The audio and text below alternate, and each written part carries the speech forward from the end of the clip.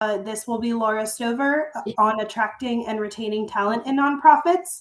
Laura is SEK's Director of HR Advisory Services. She sits in our Chambersburg office, joined SEK in 2011 with 25 years of experience currently, graduated from Shippensburg with a bachelor's in human resources management, and she leads HR advisory services and provides HR outsource solutions to clients throughout the firm.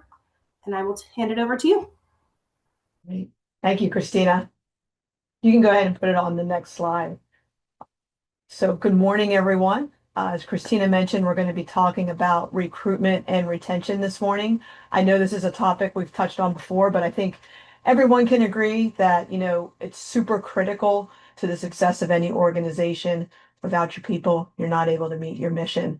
So I think some of this will be a refresher for you, but hopefully you have some new takeaways as well that you can go back and implement back in the office.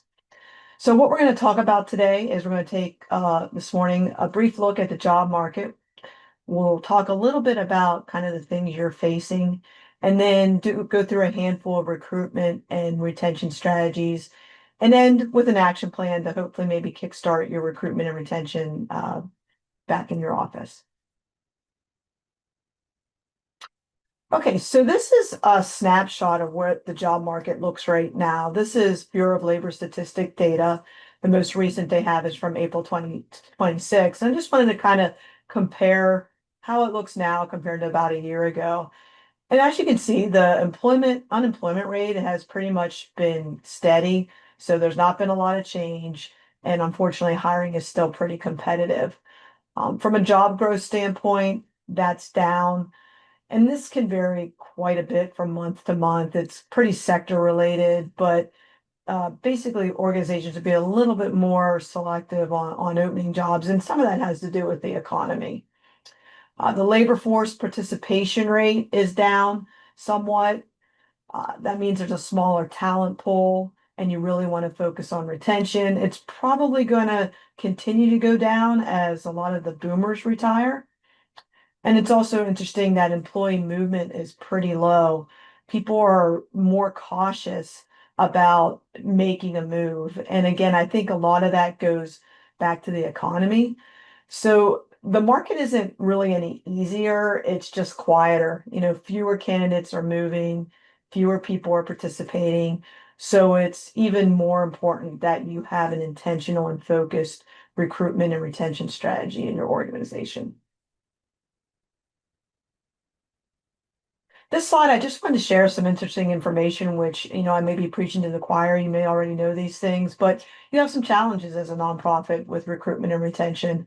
Nearly 75% of nonprofits report vacancies because you can't offer competitive compensation. That can be really tough to attract people. And also depending on your work, mission-driven work can be, really take a toll on people. It can, cause burnout, which is the next statistic here, where 95% of nonprofit leaders are reporting burnout as a concern. That's almost everybody. 1 in 5 nonprofit workers live in a household experiencing financial hardship. I thought that was a pretty interesting statistic. A lot of times you don't have the money to have the most technically sophisticated software and things to help make you more efficient in your organizations, which can cause a lot of tasks and administrative bog down and make people, get frustrated. And of course, as a nonprofit, you are, limited to your donors and your grants and your funding. So that's a constant stress of, where the money's coming from. But on the positive side, as a nonprofit, you're doing great things in the community. You're driven by a mission, and you can really market that and look for people that are passionate and aligned with what you are trying to accomplish. So I see that as a real positive as well. Okay, so we're just going to go through a handful of recruitment strategies here, some simple things to hopefully help you increase your talent pool. Now, it all starts with a job posting, right? We want to have a really good job posting so that you are attracting the right people. And you want to be real, right? Make it easy for people to say yes to. You want to stand out. And this slide just shows some things that you can include in your job posting to help make that happen.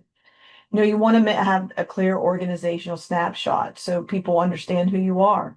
why the role exists and connect it to that mission. What does success look like? Focused responsibilities, not this big long list of every task that you want the job to do. You definitely want to define skills and experience. And, it's important if you're able to look at people that have transferable skills, put that on there. If you're looking at non-traditional career paths, that will really help open the amount of people that you have for consideration. Of course, in this day and age, you need to be really clear on the work model. Is it fully remote? Is it hybrid? Is it on site all the time? And what are your schedule expectations? It's also important to be transparent with pay range and benefits. If you're in Maryland, you're required to do that. But I think it's important to do that. Sometimes people are a little concerned, but it's the reality and it's what you can afford to pay and it's what you're offering. So why waste your time with candidates who don't meet those parameters? Why work with us is a good thing to include as well. It helps with visibility and it sells the impact for your growth. And a day in the life paragraph is a great thing to include because it really helps someone truly understand what a day looks like at work. And that's what I'm going to talk about on the next screen here. This is just an example of that to make it a little bit more real for you. Of course, you'd want to use your own language, but let's say you're hiring a fundraising coordinator. This would be a great way to explain to the candidate or the person looking at a job posting what it actually looks like. What's the reality of the job? The clearer you can be is an advantage. That's going to help you in the recruiting process. And I'm going to mention AI here because I think it's important. Hopefully, your organizations allow you to use this. When you're creating a job posting, it's not confidential information. So hopefully, again, you're able to use it. But it's a really great tool to get you started. It's not going to give you a perfect answer most of the time, but it's a way to help you. You're busy, you have a lot of things going on. So I wanted to share an example of what a good prompt would be to create a job posting. You could say, you could tell AI, whether it's Copilot, ChatGPT, Gemini, Perplexity, whatever it is, you are an experienced nonprofit recruiter. Create a job posting for a fundraising coordinator at a small nonprofit that provides homeless shelters. The tone should be friendly and professional. Include the following sections. And you could put the sections that you want to include, and then you can either copy your job description in or attach it and say, develop it based on these requirements. And that will give you a really good prompt to help you get started and help you make that job posting that's really going to attract people and help you stand out. So of course, recruitment can get expensive when you're on job boards and you're doing advertising, but some of the best ways is just having networks and sources that don't cost you anything. So I just wanted to remind you of this to make sure that you're leveraging all your networks. And one is your donor and community network. When you have an opening, are you putting a formal communication out there asking for referrals? There's an example on here, and I know you're going to be getting a copy of this recording, so you'll have this. But you could say something like, do you know someone who loves fundraising and mission-driven work when we're talking about that fundraising coordinator? And then put an engaging email out there, share the job, and ask for referrals. It's a really good low-cost way to bring more applicants in for your posting. Additional sources, don't forget your board. Your board is a great resource, but don't assume that they know what is going on in your organization, exactly who you're hiring for. You have to communicate with them, give a structured approach, provide them with the role, and ask them to share it with their network. Provide, a deadline and next steps. Be very intentional about it, but make sure you're leveraging your board. Universities and colleges, you should be on a first name basis with someone in the career center and with professors that are in your field. Offering internships obviously is a great way to get exposure to your organization and possibly hire from an internship to full time. If you do guest speaking at clubs, that's another great way to do recruiting informally and get visibility. Or even sometimes, universities will be like, hey, we're looking for volunteers to help us review resumes. Volunteer for those kind of things because, again, it's about making connections. And don't forget that the university and colleges also have alumni resources. So there may be a newsletter or there may be an email group with alumni in it that you can email your job posting to. So make sure that you're making those connections at universities and colleges. I know a lot of you use volunteers, but are you actually leveraging them and being transparent for your really good ones to consider them for full-time employment? There may be some that are actually looking for that. And if they are, what a great fit. They already know your culture, you're going to have a quicker onboarding, and they're most likely going to be a longer term retention employee. Number 5, boomerang outreach. I really encourage you to make a list of past finalists for jobs, former staff that left on good terms, really good volunteers. Go back like 10 years and think about the people who already said yes to your organization once and work that list, whether it's trying to get them back into the organization or asking them if they know people or can refer the job, because these are the people who, had a positive response to you. So don't be scared to do that. Our firm, and I know other companies, have had a lot of success with rehiring people who have left. Another strategy, design entry-level plus roles. This could be more so if you're having trouble maybe filling a job. A lot of times, we're trying to hire for perfection, the exact amount of experience, the exact degree, when that might not be reality. We want to hire for potential where we can. So maybe look at a role and see if you could hire 80% for that role and then grow that person in the other area. What can they do over time to grow into the role? And when you do that, you're going to attract those early career professionals, maybe people who want to switch careers or people from other sectors. People, if they have strong transferable skills, a lot of times they can learn the job. We know someone that has, the culture fit and the personality, we much rather train them than someone that comes in with the skills but just isn't a fit otherwise. Looking back at that fundraiser role, you could advertise that as this role will primarily support donor operations with the opportunity to grow into campaign coordination over time. So you're being flexible there with the campaign piece. So that's just a thought, and that may work for certain organizations with certain positions.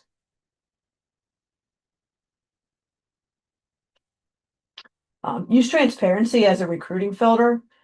What I mean by that is a lot of times when you're in an interview, sometimes you get a little desperate and you really want people, or you have a really good candidate in front of you. So you're talking about how great the organization is, maybe talking too much and not listening to the candidate. But you want to be honest. I'm not saying put all your dirty laundry out there, but share what's challenging as well. Share how your team works together to meet deadlines or whatever it is, but be realistic. And when you do that, you're going to build trust with candidates. It's going to help with self-selection because people will be like, yeah, that might not be for me. It's going to attract those people who appreciate honesty over you just hyping the job. And it's going to reduce turnover because they're going to have a real expectation from the job. They're not going to come in and say, this isn't what I expected. I used to have a boss that said, you never get the job you interview for. And there's actually a lot of truth to that because a lot of people with interviewing aren't really in reality and aren't honest with people. So make sure you're being honest.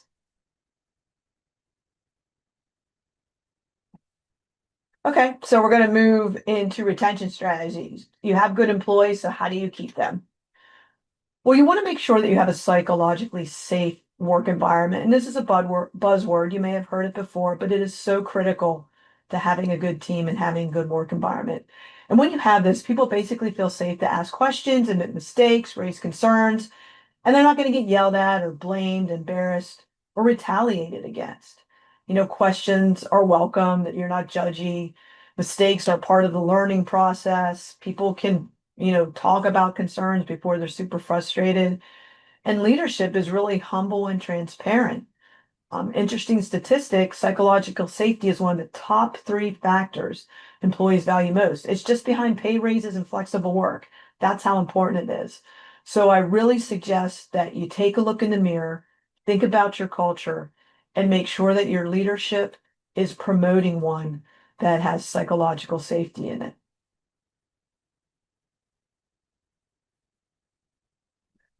Create predictable relief benefits for high intensity periods.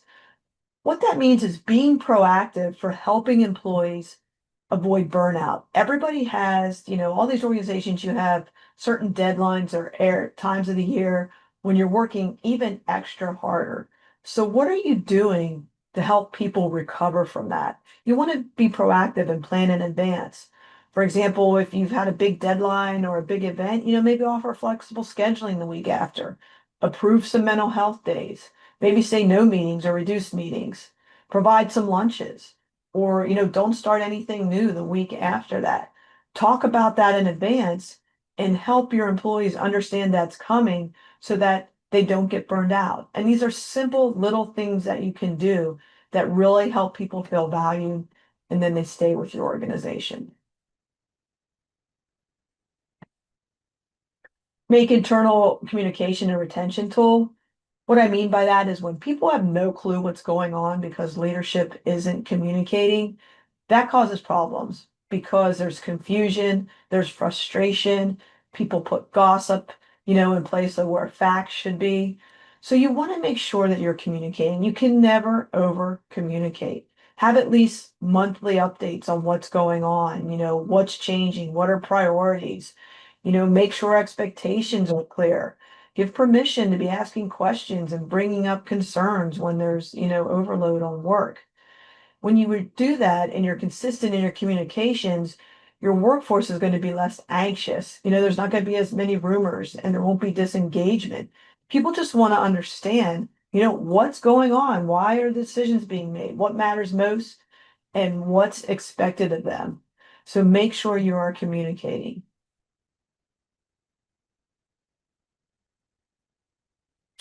Build micro recognition into normal work. What I mean by that is a lot of times we're guilty of doing that one-time annual performance review where we finally give some feedback just because we're busy.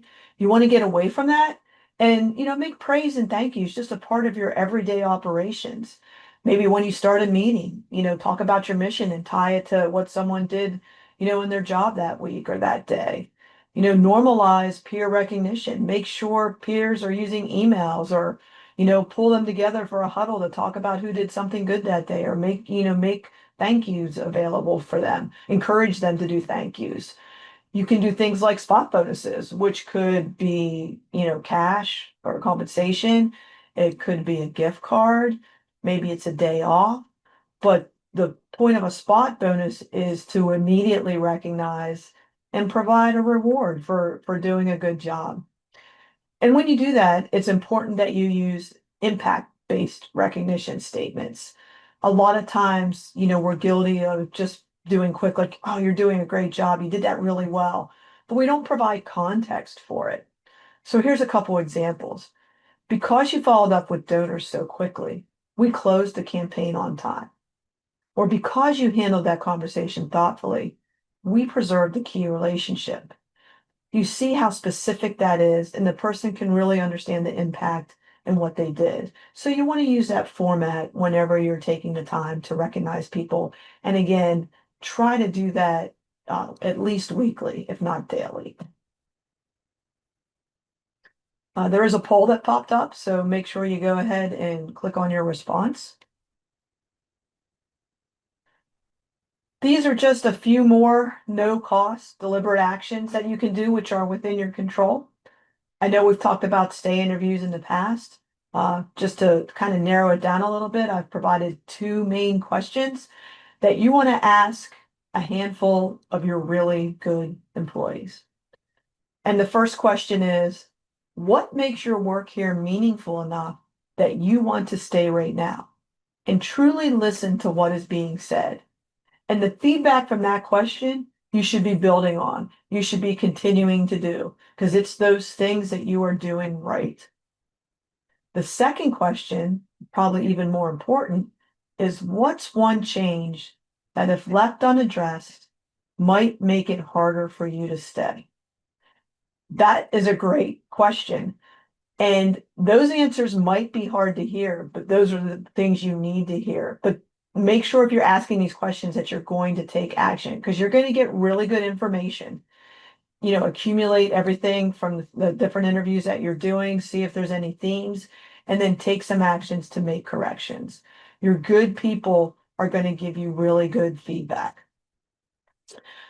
Of course, your manager habits are important. You want to make sure you're having weekly one-on-ones, making sure priorities are clear. A lot of times, people might be looking for growth in their job, but you don't have promotional opportunities. So give people stretch roles, whether that's working on projects, maybe doing different job rotations, giving them a mentor. But there's definitely ways you can help people gain, more growth and more value in their jobs without actually having to do a promotion. And of course, you want to be flexible. I talk to a lot of clients who are like, no way, we're not doing remote work. No, we're not changing the hours of the schedule because this is how we've done it. And that's really just not going to fly in this current job market and with current generations. So maybe you can make the job hybrid and some remote, or maybe you can change the starting ending times of a job. Or maybe you do half days sometimes, or maybe it's a 4-day job, get 40 hours in 4 days instead of 5. Whatever it is, do give as much flexibility as possible that your organization allows. Don't be stuck in this is the way it's always been done. Your butt has to be in the seat 40 hours a week to do the job right. Have some flexibility, and it's going to help you with retention. Okay, so these are just some thoughts on some things you can do the next 90 days to kind of kick things off a little bit. I encourage you to have at least 3 stay conversations with your solid employees. No problem with having more if you want. Take a look at your job descriptions, maybe positions you're having a little bit trouble filling, and see if you can rewrite it into more of that entry level plus model where someone could grow into one of the skills that you might be having difficulty finding. Be proactive and determine what benefits you are going to provide employees to prevent burnout, after a major event or a deadline, however that falls in your organization. Take the time in a meeting or email to recognize one person, which shouldn't be too hard over the next 90 days. I should probably say do that over, every week. And remember to use that format. Because you did X, we were able to achieve Y. And what's interesting about all these things we've talked about is they don't require funding or money. They just require you as leaders to be proactive and take action. And if you do these things, you will find that you will have more people in your applicant pool, and you'll find that you will need to recruit less because you're retaining your good employees. So this is just a quick reminder as we finish up here that SEK does provide HR services. We try to customize our solutions to each client. We have ongoing support services. So if you need like a go-to person or even fully outsourced, as well as project solutions. And we also do ACA compliance. So if you have any needs, please feel free to reach out. And thanks so much for listening. Thanks, Laura. We do have 2 questions that came in the chat. Okay. The first one is, how important is it for employees in top level / director roles to have appropriate degrees? Well, I mean, that's going to be specific to your organization. I know certain contracts and licensing may be required depending on the service that you're providing. But if you have someone with 20 years of solid experience that could be in a position that doesn't require a degree. I'm not saying the employer is requiring it, but that's required because of a client or a contract or a grant or with something you're working on. You can absolutely be flexible with that. Now, you're setting precedent, so you want to make sure you're doing that in a non-discriminatory manner. But yeah, I mean, it's really specific to the job, but people can also come into the organization and work on a degree while they're there as well. Okay. And the next question is, in a nonprofit where all staff are volunteers, how would you recruit those in the community to volunteer and engage active members? You're asking how to recruit volunteers, or I'm sorry. All of their staff are volunteers. So Okay. how would you recruit those in the community to volunteer and engage the active members? So trying to recruit volunteers. Yeah, that's a tough one, right? It's not paid. So, I mean, it's all about marketing. Hopefully you have a presence on social media. Our firm is on Instagram and LinkedIn, and I think SE, Facebook. I don't know what all we're on, Christina, but I You think got it. as much as a lot of us hate trying to use social media, that's a really great way to get their word out there. And maybe even put some incentives or put a program together for your current volunteers.